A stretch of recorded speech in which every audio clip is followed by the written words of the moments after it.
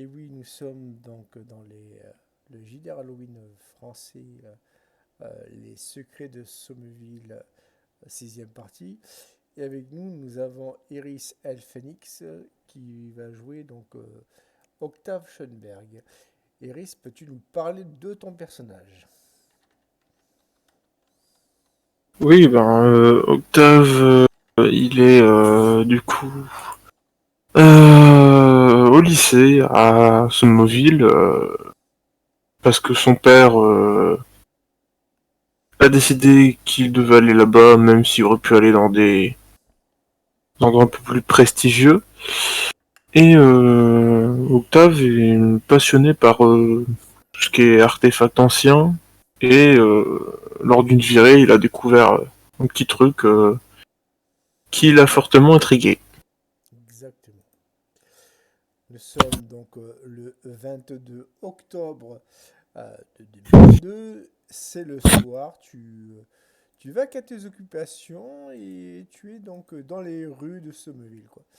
Euh, Tu passes à côté de ce qui semble être le coin marchand. Enfin, tu vois, la galerie marche pas forcément. Enfin, là où il y a la plupart des bars, des bouchers et tout ça. Et tu vas me faire ton premier jet, un jet de perception.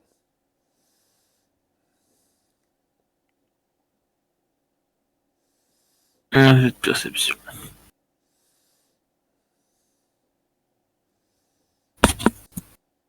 Alors, la commande a changé, c'est slash R après indécent, quoi.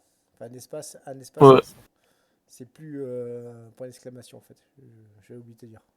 ouais. Si, bah, j'étais là la dernière fois, mais c'est juste que moi. Ouais, là ça marche. La dernière fois ça marchait pas, moi, tu te souviens. Ok, ok, ok. Bon, du coup, c'est cool. Non, c'est un des 10. C'est pas des indécents sur cela. Ah oui. C'est pas grave.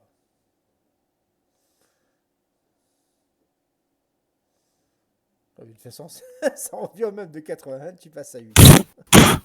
Et combien as-tu en perception déjà?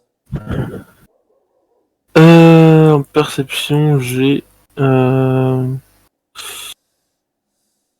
attends, je crois que j'ai même pas mes stats en fait. Si, ils sont dans. Bah, je vais te dire ça. Ils sont dans. Tac, tac, tac. Personnage JDR Halloween. Tout en bas donc de JDR. Et tu as en perception, tu as. Tac, tac, tac. 4. Donc en fait, tu vois rien, quoi. Yes. Donc je te file ta. Comment dire? Ouais, c'est bon, t'inquiète, tu suis. Bon, c'est bon, Ouais.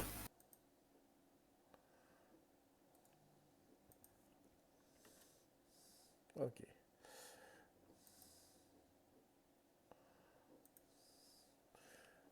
Et donc, du coup, tu continues à marcher. Il pleut ce soir, mais c'est une pluie fine, je précise, hein. Ce n'est pas comment dire, une pluie qui est, on va dire, battante. Plus du crachin, hein.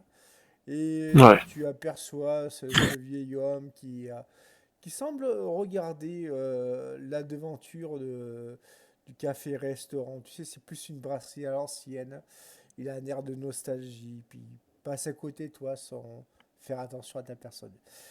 Et au bout de ce qui est au moins une distance d'au moins 5 mètres, tu vois une voiture qui s'arrête. Tu la reconnais, c'est celle de ton chauffeur. À son bord, il y a Charles, un de tes chauffeurs, parce que tu en as plusieurs dans ta maisonnée, on va dire. Mais celui-là, Charles, c'est ton chauffeur attitré. Tu vois ce que je veux dire, quoi. Ouais. Il s'arrête, tu vois qu'il ouvre la porte, hein, la porte arrière, et il te dit Monsieur désire rentrer au manoir.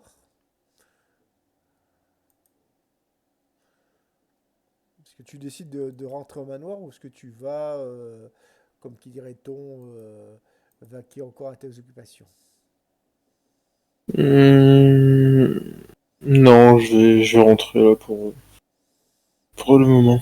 Ok. Ouais, parce que, attends, je te le montre en photo, tac.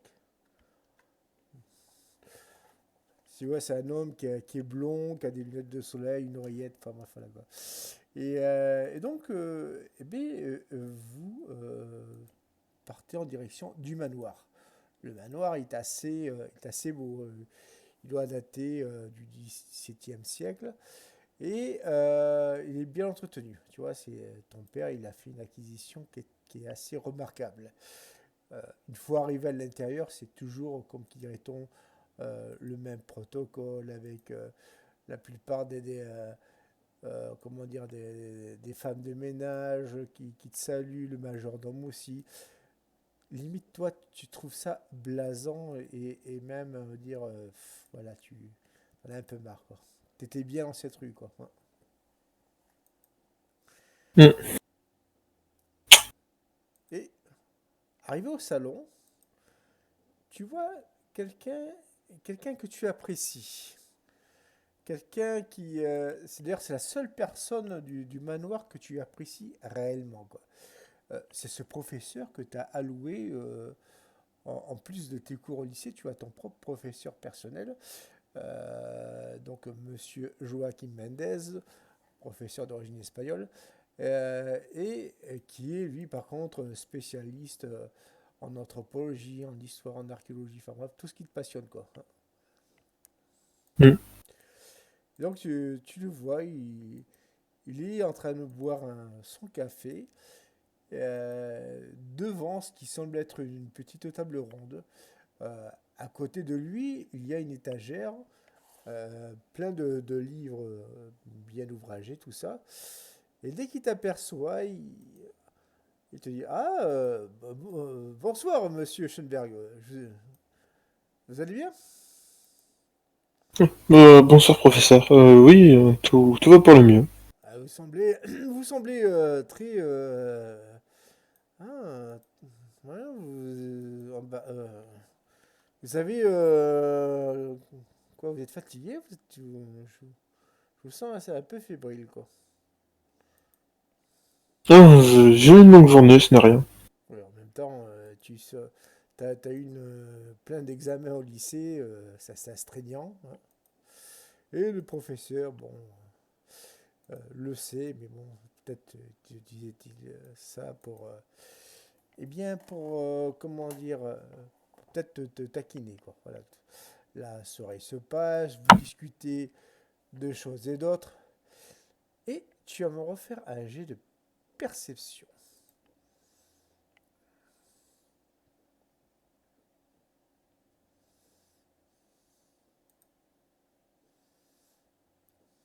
Eh bien, Bah, toujours rien. toujours rien, tu as, comme qui dirait-on, mal à la tête, tu as encore l'objet que tu as récupéré dans cette vieille maison il y a quelques jours de cela, avec Benoît, je précise, et tu n'as toujours pas montré au professeur. Je tiens à le préciser.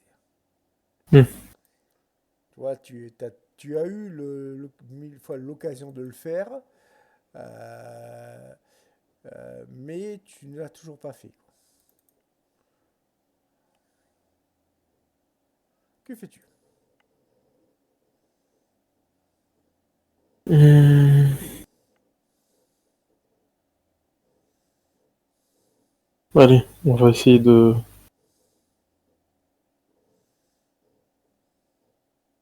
lui montrer. Ah, au fait, professeur, Oui. Qui est-il, mon cher? j'ai trouvé quelque chose d'intriguant lors d'une de mes petites promenades. Ah, vous m'intéressez là. De... Je vais lui montrer du coup. Tu sors cet objet. Ça ressemble à une clé. C'est plat aux extrémités. Ah, tiens, tiens, tiens. Eh, tu me fais un jet de mental, vite.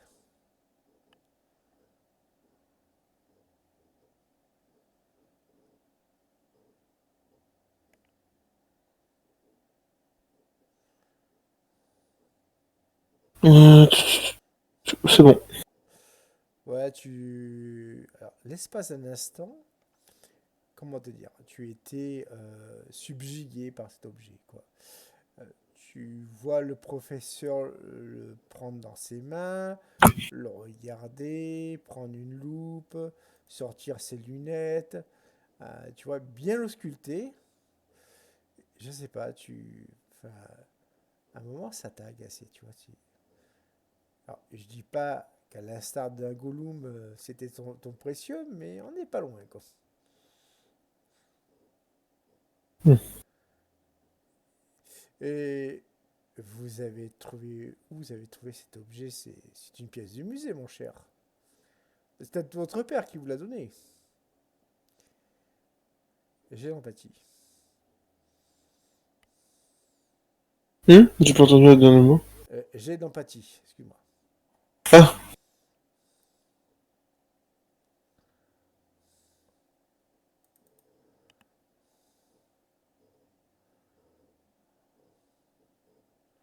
Est-ce que ça passe? oui, ça passe. Ok. Alors, je te mets en JDR photo à quoi ressemble l'objet, hein.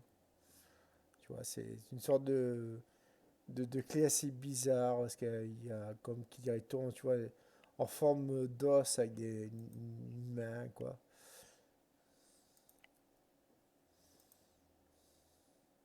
Et quand donc Monsieur Mendes semble te poser cette question, euh, tu vois qu'il y a quand même un petit côté suspicieux de son côté. Fait, tu vois ce que je veux dire? Euh, c'est- tu n'aurais pas été le fils de ton père, tu aurais été un simple gamin des rues, il aurait appelé la police. Tu vois ce que je veux dire? Hmm. Ouais. T'es vraiment en face d'un objet, comment dire, un objet d'art ancien, et le regard que te porte donc le professeur ne trahit pas sur la nature de cet objet, quoi. Et, donc il poursuit. Mon cher Octave, pour l'instant, je n'ai pas, il est tard, je n'ai pas le temps de bien étudier cet objet, mais je vais aller chercher quelques livres ce soir. Je vais étudier ça. Cette forme me rappelle quelque chose, mais je ne sais pas où je l'ai vu. Euh, je- mais je vais vous laisser et on verra cela demain. Pardon. On verra cela demain. Que fais-tu? Est-ce que tu insistes pour faire ce supplément d'études avec lui ou tu le laisses faire le travail tout seul? Euh, je peux peut-être vous aider, professeur? Ah, oui, à part si... Ouais, peut-être, je sais pas. Tac, tac, tac, tac, tac. Tu vas me faire un jet d'empathie qui servira de jet de social. Tu as 4 en empathie, je précise, hein. Oui,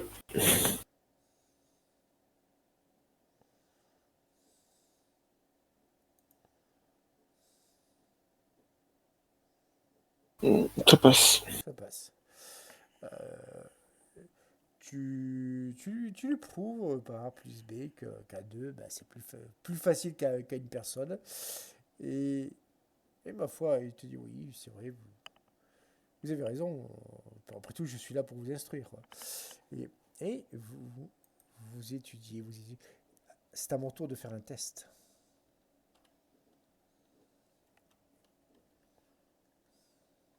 Non. Et non, vous faites chou blanc, malheureusement. Vous avez épluché plus de la moitié des livres enfin de la collection de ton père qui est pourtant assez conséquente, mais elle ne traite pas comment dire, de cet objet. Tu vois, tu n'as aucun, comment dire, tu ne saurais même pas définir son iconographie, si c'est un objet du Moyen Âge ou plus récent. En fait, tu vois ce que je veux dire. Et le professeur, à son plus grand dame aussi, quoi. Et alors, il fait la réflexion suivante. Eh bien, peut-être si je prends l'objet en photo et que je fais une recherche sur Internet, peut-être que je pourrais trouver quelque chose, quoi. Qu'en penses-tu, Octave? Est-ce que tu es Ça vaut le d'accord? coup d'essayer. Ok, donc du coup, tu vois le professeur qui lui, donc, te souhaite une bonne soirée parce que vous avez étudié assez tardivement, hein. Vous avez étudié assez Oui. tardivement, et donc du coup, eh bien, la soirée se passe. C'est le lendemain matin, et nous sommes donc désormais le 23 octobre. 23 octobre, c'est un dimanche. Tu n'as pas cours et tu peux contacter un de tes camarades ou une de tes camarades. Voilà. Qui vas-tu contacter du coup? Mhm. Savoir que tu peux contacter Maxence, Alexandre, mais eux sont pas vraiment, comme dirait-on, versés dans la question. Tu peux contacter Malicia.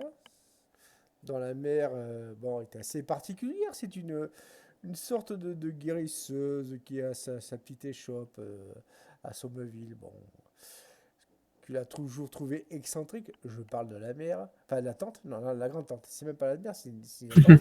C'est la grande tante. Désolé, autant pour moi. De sa grande tante, tu l'as toujours trouvé excentrique. Et Malicia, guère mieux, quoi. Enfin, tu vois ce que je veux dire, hein. Mais de tous tes amis, c'est peut-être la seule personne qui pourrait t'aider à avoir ne serait-ce qu'un brin, comment dire, d'indice. Surtout qu'elle est Ouais. jeune. Et tu vas me faire un jet de chance.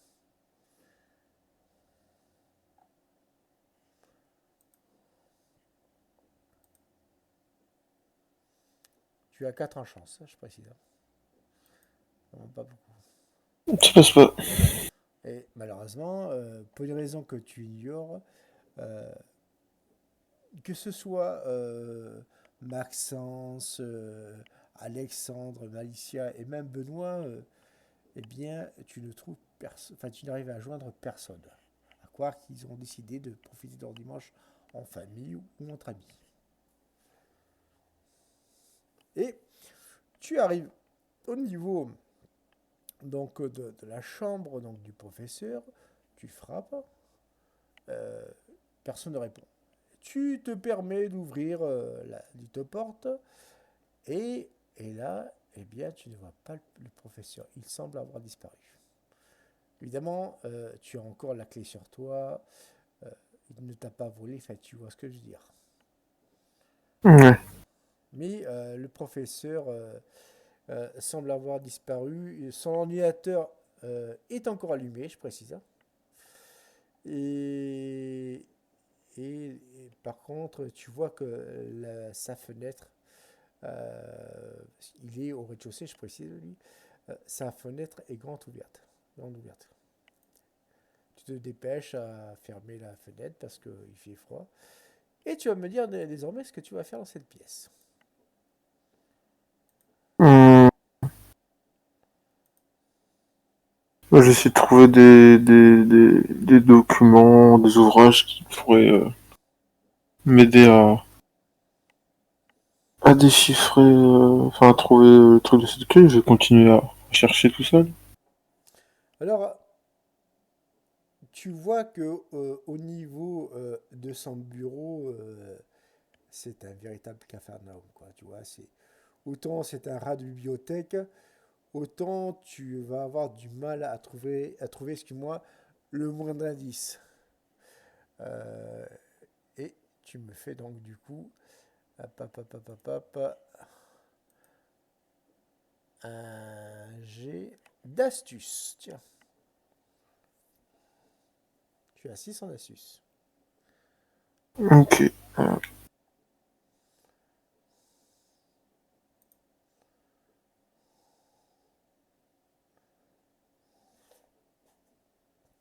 Alors, hop.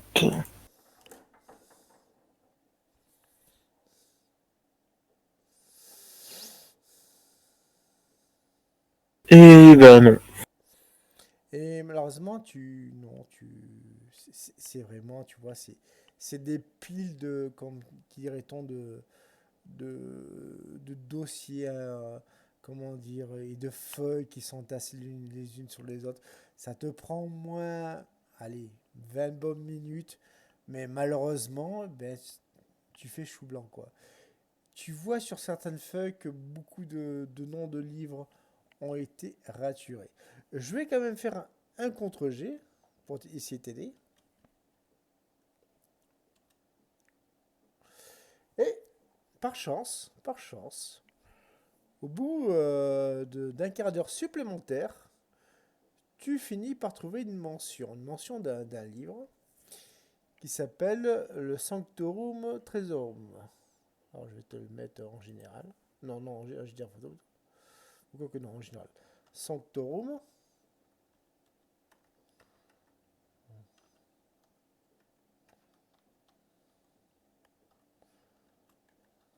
Tresorum. Voilà. Et donc du coup, tu finis par faire des recherches quand même sur Internet. Et il s'agit d'un ouvrage. Un ouvrage qui a été écrit en l'an 1620 par l'abbé Vautré. Mhm.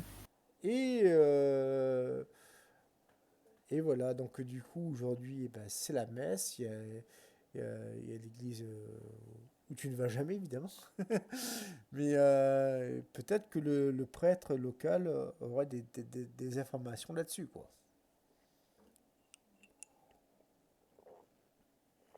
Ok. Que fais-tu? Ou alors, tu peux aussi attendre quelques jours et voir si tu peux trouver des informations au niveau de la grande bibliothèque de Sommeville qui, contrairement à ce qu'on pourrait penser, possède des vieux ouvrages. Tu as, Bah déjà, c'est des solutions. on peut aussi commencer par regarder sur Internet. Tout à fait, tu regardes sur Internet et de ce que tu vois, il s'agit, selon la légende, je précise, euh, d'un recueil, donc fait donc par l'abbé Jean Vautré, qui avait, comme dirait-on, fait une liste de reliques et d'artefacts religieux, voire même antiques. Et donc il avait fait donc une liste non exhaustive dans son ouvrage. Et de ce que l'on sait, c'est que malheureusement, les péripéties des siècles, et surtout à cause de la Révolution française, eh bien, il ne reste plus que 3 ouvrages référencés en France. Je précise d'origine, hein. Il n'y a pas vraiment eu de copie depuis, quoi. C'est vraiment pas le, c'est pas le, comme dirait-on, le genre de livre comme une Bible où tu vas être réédité tout le temps. Enfin, tu vois quoi. Ouais. En gros, compliqué de trouver. Exactement. Je précise que tu as toujours l'ordinateur d'allumé que tu n'as pas vérifié.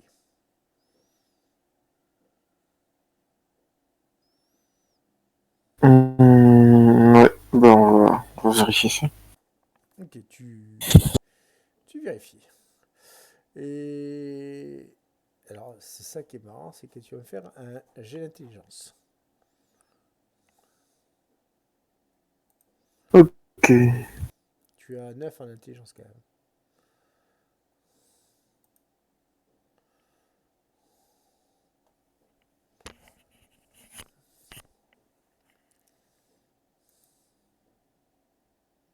Ok, donc du coup, le premier réflexe, tu regardes l'historique. Voilà. Et donc du coup, tu vérifies, papa, tu tapes, et tu vois qu'il est parti sur plusieurs pistes avant d'arriver sur ce fameux livre. Ouais. Et, et donc du coup, à un moment, il y a un mail en anglais, cet homme, bah, ce professeur a reçu un mail carrément de menace. Mhm. Et la provenance de, comment dire, de ce mail vient d'une ville américaine qui s'appelle Hopewell City.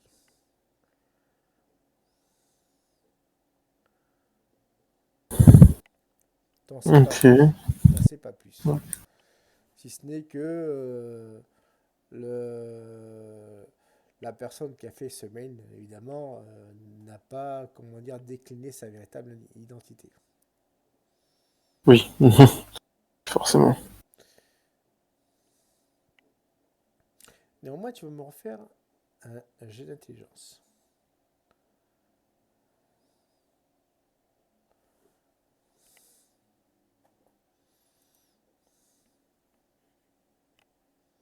Alors,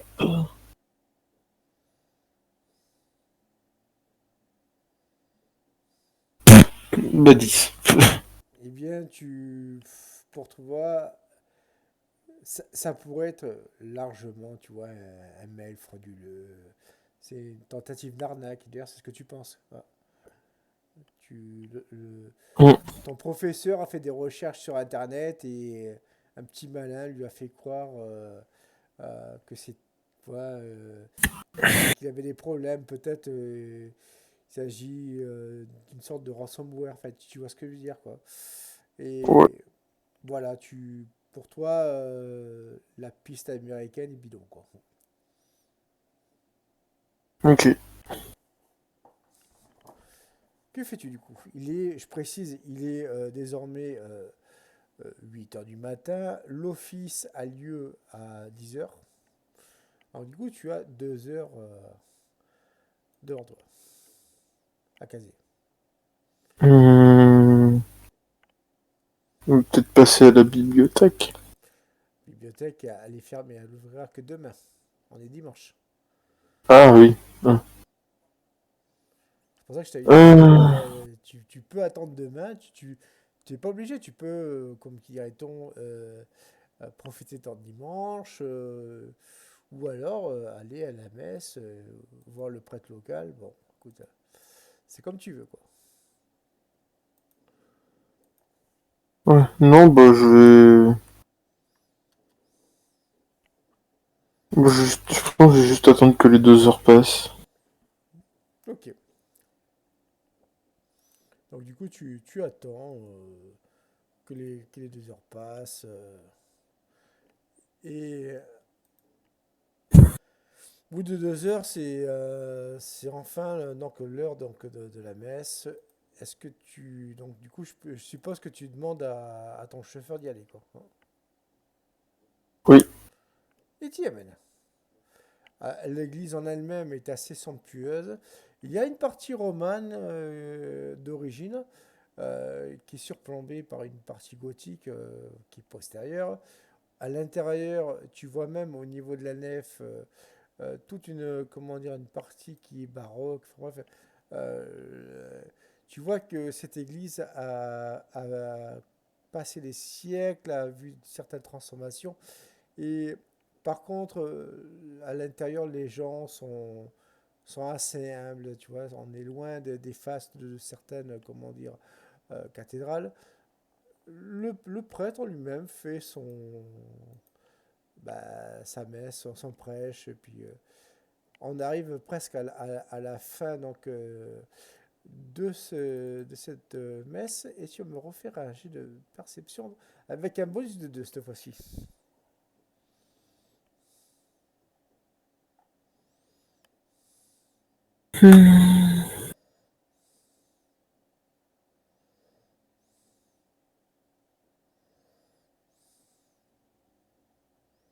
Et bah ça passe. Ok. Et tu vois donc euh, au niveau, donc au fond là, de la messe, quelqu'un que tu connais, que tu vois souvent au niveau du manoir. C'est un homme d'un âge, comment dire, mûr. c'est un des, comment dire, un des associés de ton père, euh, Monsieur Planvin. Il a jamais fait montre de, comment dire, de ses convictions religieuses. D'ailleurs, jusqu'à présent, tu le pensais agnostique, voire même athée. Mais il semble être à l'aise dans son environnement, quoi. Ok. Il est en plein recueillement devant le prêtre et Monsieur Planvin, donc tu finis par croiser son regard. Il est surpris de te voir ici. Au même titre que toi, tu es surpris de le voir ici, quoi.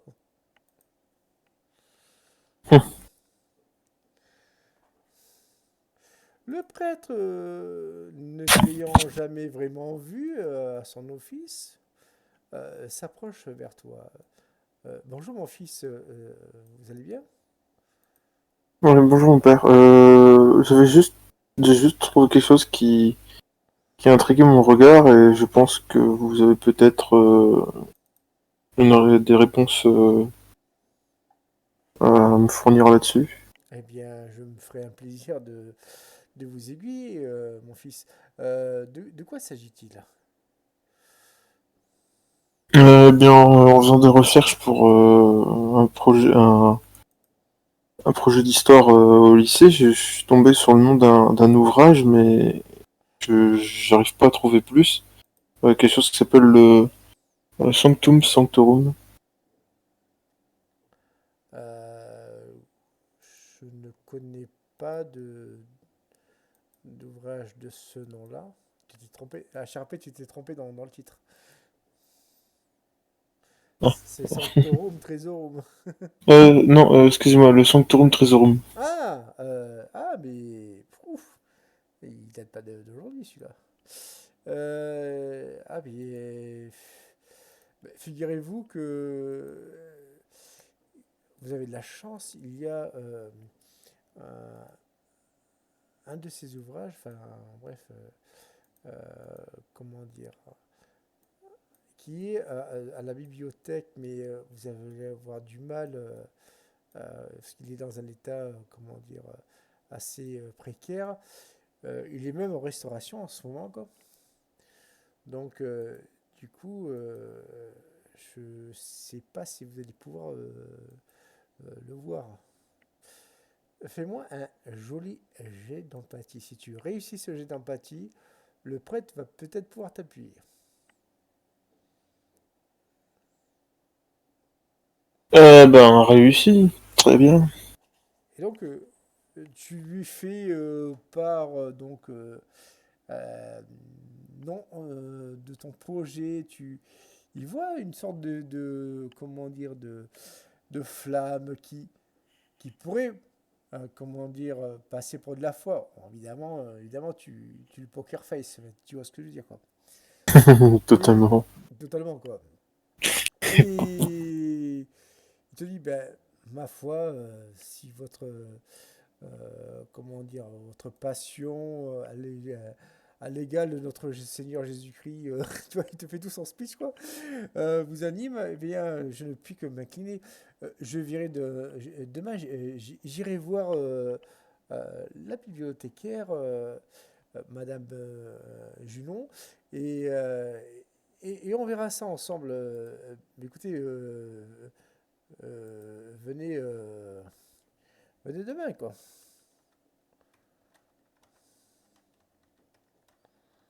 Je vous remercie, mon père. Donc là. Et voilà. Donc du coup, tu as toute l'assemblée des ouailles qui sont vent de l'église. Monsieur Blanchet, lui, est encore dans l'église, à discuter avec le curé. Bon, écoute, pour l'instant, il ne se passe rien de plus. Et du coup, ben, que vas-tu faire de ta journée? Tu n'as plus rien à faire dans l'église, quoi. Pas pour l'instant, quoi. Hmm.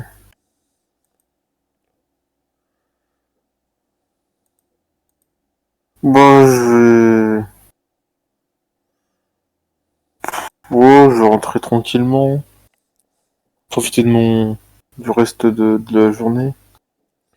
Ok, donc du coup, tu rentres. Alors, ce que tu rentres, oui, forcément, tu as ton chauffeur qui te ramène, hein.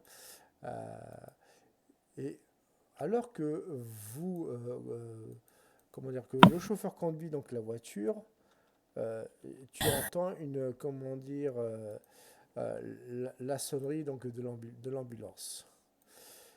Tu en vois une qui déboule et au niveau de ce qui semble être une impasse, je précise, une impasse, tu vois carrément les pompiers, le SMUR, tout ça, bref, et tu ne comprends pas ce qui se passe, quoi. Que fais-tu? Je demande au chauffeur de se rapprocher. Donc, le chauffeur se rapproche tranquillement et ouais, tu vois donc une espèce de cordon comment dire, de sécurité. Tu vois des gendarmes qui essaient de repousser, pas de repousser, mais d'éloigner les badauds, enfin, tu vois. Hein. Et au loin, dans ce qui semble être le fond de l'impasse, je précise, alors qu'il y a des poubelles qui sont renversées, tu vois un vieil homme qui est allongé. Tu reconnais le professeur Joachim Mendes, maculé de sang. On l'a battu.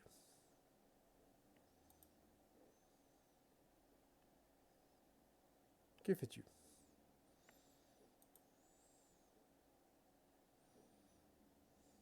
Euh, ben,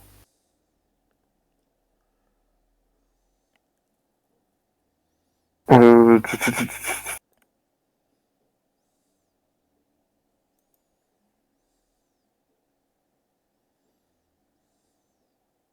je demande au chauffeur de me raccompagner à la maison. Et c'est ce qu'il fait. Il comprend la situation.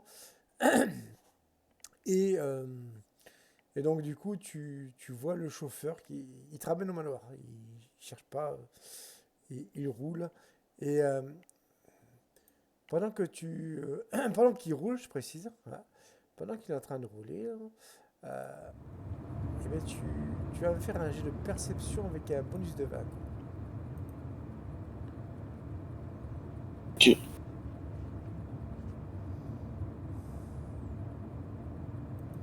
Bonus de 2, pas de 20, parce que je suis tellement habitué au dessin. Désolé. Bonus de 2.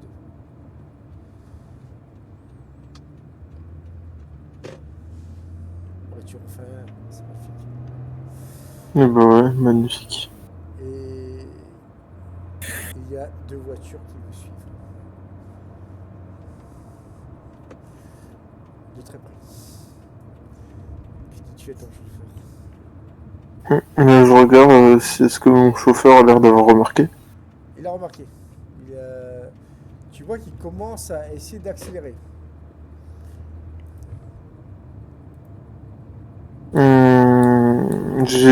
Est-ce que j'ai un téléphone, moi, ou pas? Ça tire l'arme automatique. Euh, je me baisse. Et le chauffeur essaie de se baisser aussi. Et on va voir si par chance pour toi, il fait une réussite. Ça va. Il a esquivé.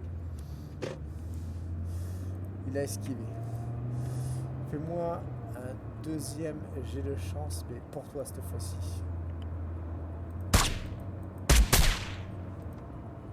Ouais.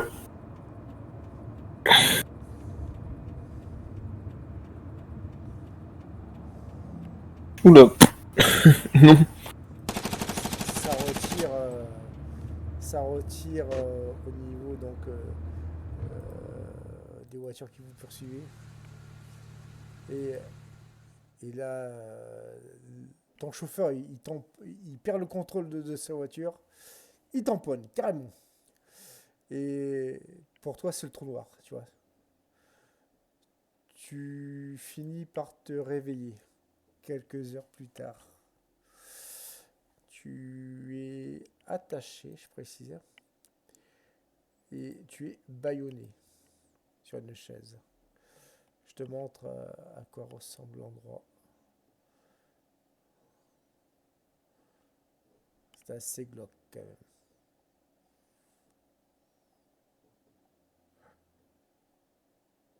Hmm.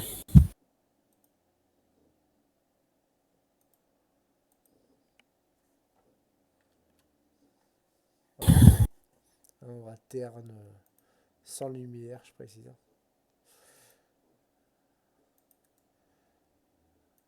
Et tu vas me faire, non pas un, mais 2 jets de perception, suivi d'un test de mental.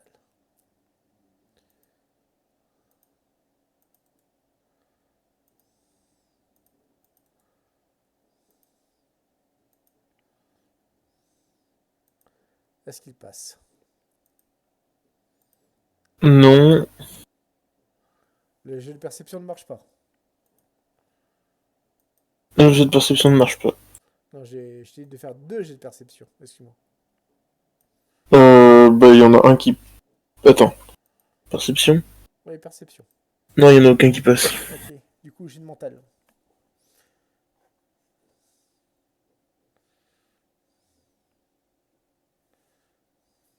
Bon, ça passe pas non plus. Ok, mais forcément, tu commences à être dans le mal. Que ce soit au niveau physique qu'au niveau, euh, qu'au niveau psychologique, je précise. Hmm. Ton cœur bat la chamade. Tu entends des bruits de pas. De ce que tu vois, ce sont des hommes qui sont habillés carrément, tu sais, en tenue hazmat. Hein.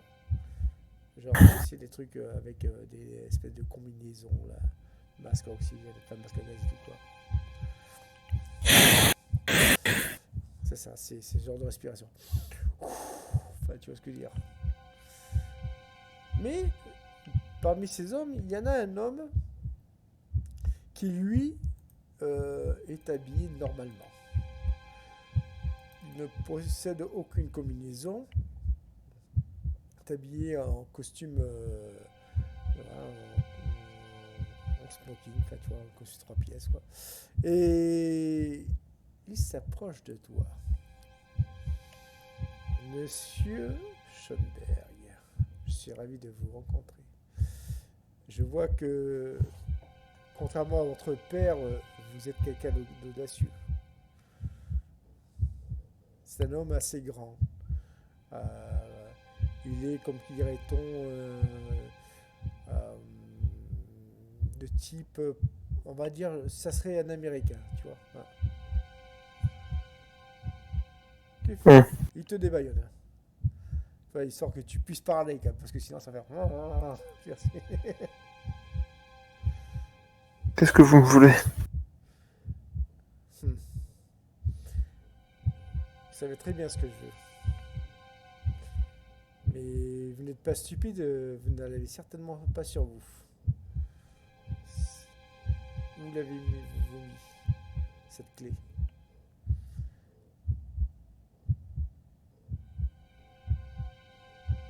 Euh, La clé, c'est pas moi qui l'avais. C'est mon frère sur la prise. Non, c'est toi qui t'y regardé. Je sais. Ah oui, non, ce que tu dis. Ah d'accord, moi, je suis désolé, j'avais compris. Bref. Euh, tu reçois un coup de taser. Fais-moi un G, G. Alors, est-ce que c'est endurance ou constitution? Un G de constitution, voilà.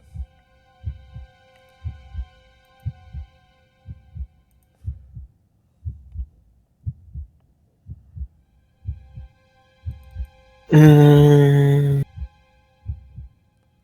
Ça passe. Ok. Tu encaisses. T'as mal, mais voilà, tu réussis à encaisser, tu vois. Ça ne peut pas être sur le professeur. Nous l'aurions trouvé. Allez, monsieur, dites-moi où elle est. Et là, tu vas me faire un jet d'empathie. Ok.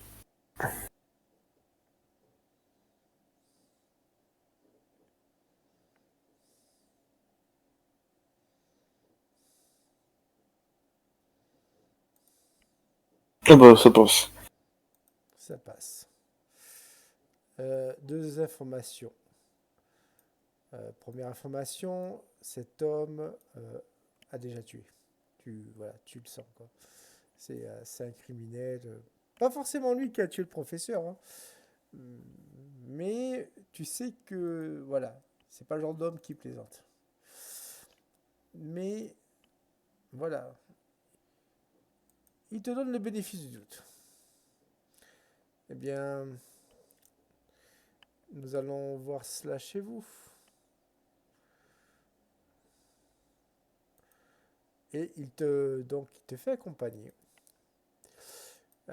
Donc, du coup, tu es escorté, je précise, hein. Escorté par un Ouais. de ces hommes qui sont, on va dire, en tenue. Hazmat. Et tu vas me faire juste un jet de chance.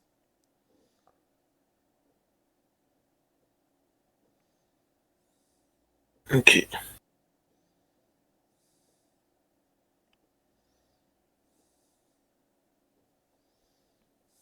Et du coup, ça passe pas. Ça ne passe pas. À un moment, alors que tu es, tu sais, très agile, très leste, hein, beaucoup plus que ces messieurs qui ont au minimum la trentaine, je précise. Euh, t'avais vu, je précise, t'avais vu une opportunité, tu vois, une fenêtre de tir, façon de parler, quoi, pour pouvoir t'enfuir. Mais le FAMAS derrière ton dos t'a un peu, comme qui dirait ton, voilà, dissuadé. Ouais. Si tu vois ce que je veux dire. Ah bah, Famas, oui. Finissez par arriver donc au niveau de la cour de ton manoir. Il n'y a personne. On est, dire, pas le, comment dire, le régisseur, pas d'homme ou de femme de ménage, pas le majordome, pas la cuisinière. Il n'y a personne. Le manoir semble être vide. J'ai de perception.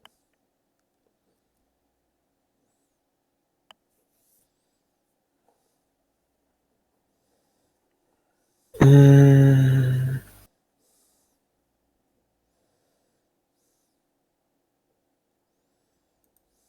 Eh ben, je sais rater. Ouais, non, tu sais pas où ils sont. Franchement, tu. Et arrivé donc à l'intérieur de ce manoir, enfin de ton manoir, devrais-je dire, euh, tu regardes ça et là, tu espères trouver quelqu'un qui va t'aider. Tu vois, tu sais pas, et franchement, c'est horrible. Et ce qui se passe, c'est que tu te réveilles. C'est le matin. Tu comprends pas ce qui s'est passé. On est le dimanche matin et tu entends frapper à ta porte. C'est le professeur Mendes qui, euh, comment dire, qui te félicite. Oh, ben je vois que vous avez fait la grasse matinée, mon cher Schulberg. Mais vous semblez tout transpirant. Vous entendez crier, vous avez peut-être fait un cauchemar. Oui, je crois bien.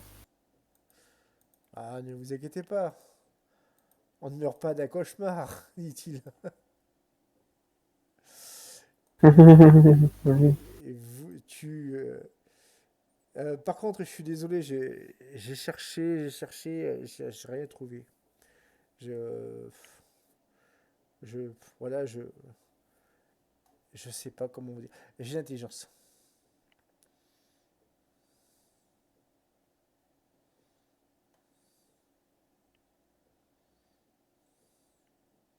Oh, réussi. Tu te poses. Tu vois, tu sors de ton lit. Tu sors de ton lit. Tu t'assois en écoutant le professeur. Et même à un moment, si tu veux, tu ne l'écoutes plus vraiment. Tu vois, tu es perdu dans tes pensées. Et tu as un éclair de génie. Évidemment, ce rêve n'était pas vraiment un rêve prémonitoire. C'était plus, comme dirait-on, un don de prémonition. Ça t'a montré ce qui serait arrivé si le professeur avait trouvé une piste. Est-ce que c'est cet artefact qui t'a fait avoir ce don ou est-ce que tu le possèdes toi-même? Tu ne le sais pas pour l'instant. Mais il y a une voiture, même deux voitures que tu entends dans la cour. Que fais-tu? Je regarde vite fait. La Elle première, ressemble à quoi? la première voiture, ça te fait plaisir. Sans vraiment, comment dire, que cela t'exalte. C'est celle de ton père. Ton père, c'est un homme d'un certain âge, il a les cheveux blancs, tout ça. Et donc, il sort, il, il voit, donc, il commence à discuter avec le jardinier, tout ça. Bon, tu sais pas ce qu'ils disent parce que, voilà, tu es trop loin, je précise. Et au moment, Hmm. une autre voiture débarque. Cette voiture, elle te dit quelque chose, tu l'as déjà vu, tu l'as vu en rêve. C'est- Tu reconnais l'homme qui t'avait menacé. Il va vers ton père. Que fais-tu? 5, 4, Je sors dehors. tu sors dehors. Et... L'homme commence à mettre la main au niveau de l'intérieur de sa poche, de sa veste. Que fais-tu? 5, 4, 3. Je... si je vois qu'il y a un truc qui brille, je le plaque. T'as pas le temps d'ouvrir. Ah. Tu peux que parler.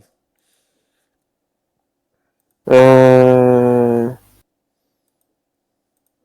Euh...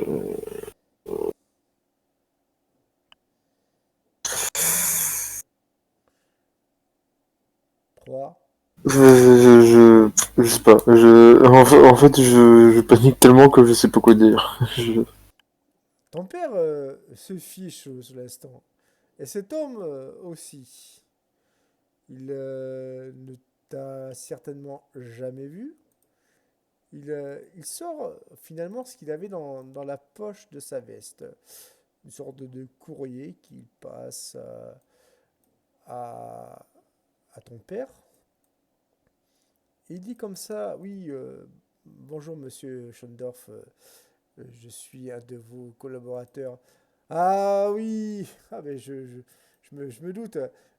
Mais bienvenue monsieur, bienvenue monsieur Kevin Klein. Fin de la session. Ah.